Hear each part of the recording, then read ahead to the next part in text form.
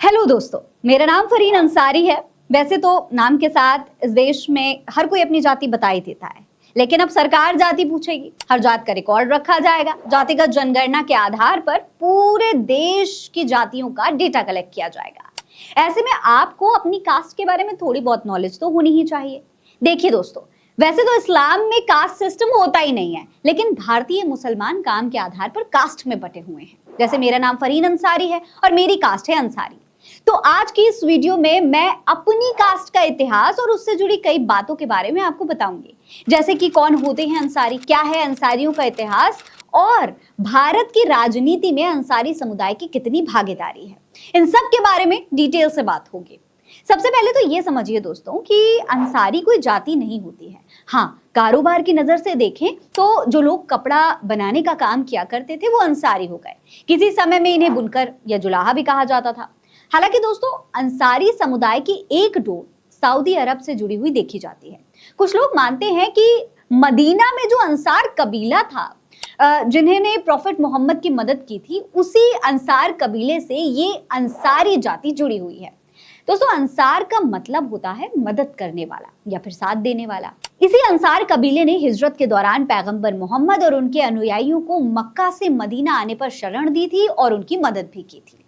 अपने खानदान के अगर आप पुराने बुजुर्गों से पूछेंगे तो वाराणसी का आजमगढ़ से सटा हुआ कुछ हिस्सा, गाजीपुर का आजमगढ़ और बलिया से सटा हुआ कुछ हिस्सा, आजमगढ़ का कुछ हिस्सा और बलिया का आजमगढ़ से सटा हुआ कुछ हिस्सा, ये जो मिलाकर जो क्षेत्र बनता है उसे खित्ता-ए अंसार कहा जाता है। अरबी में खित्ता का मतलब होता है जमीन का एक टुकड़ा या फिर कोई पर्टिकुलर एरिया।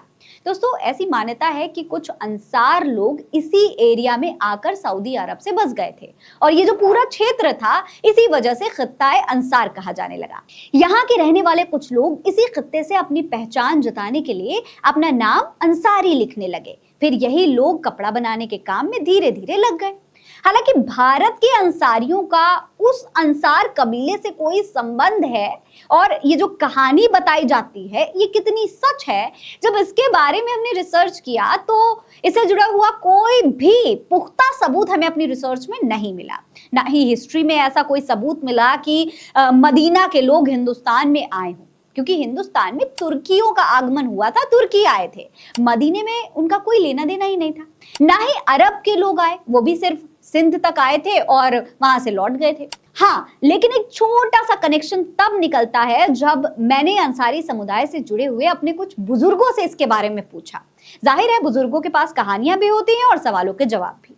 ऐसी ही एक बातचीत में मुझे पता चला कि अंसार कबीले की मदद से मोहम्मद साहब ने इस्लाम स्थापित किया था। इसीलिए जब भारत में बुनकरों ने इस्लाम कबूल किया तो उस समय के जो इस्लामिक स्कॉलर्स हुआ करते थे, उन्होंने सिर्फ उन्हें समझाने के लिए ये बात कही थी कि क्योंकि आप इस्लाम कबूल करके इसे आगे बढ़ाने का काम कर रहे हैं, इसीलिए आप भी वैसे ही हैं जैसे मदीना वाले अंसार मोहम्मद साहब के लिए थे। जैसे वो लोग इस्लाम को आगे बढ़ाने के लिए मोहम्मद साहब की मदद कर रहे थे, ठीक उसी तरीके से आप लोग भारत में इस्लाम को बढ़ाने के लिए यहाँ के लोगों की मदद कर रहे हैं। दोस्तों, भारत में मुसलमानों की सो कॉल्ड जाति उनके व्यवसाय के आधार पर बना दी गई, जबकि ये जाति नहीं, सिर्फ और सिर्फ उनका काम यानी उनका व्यवसाय होता है। जैसे कसाई, हजाम, मेहतर, रंगरेज, धोबी वगैरह वगैरह। ठीक उसी तरह जैसे गुजरात में हर आदमी अपने नाम के बाद सरनेम जैसे अपने गांव का लगाता है या फिर अपने कारोबार का लगाता है, जैसे महेश सुवाग्या या फला रंग वाला, टायर वाला वगैरह वगैरह।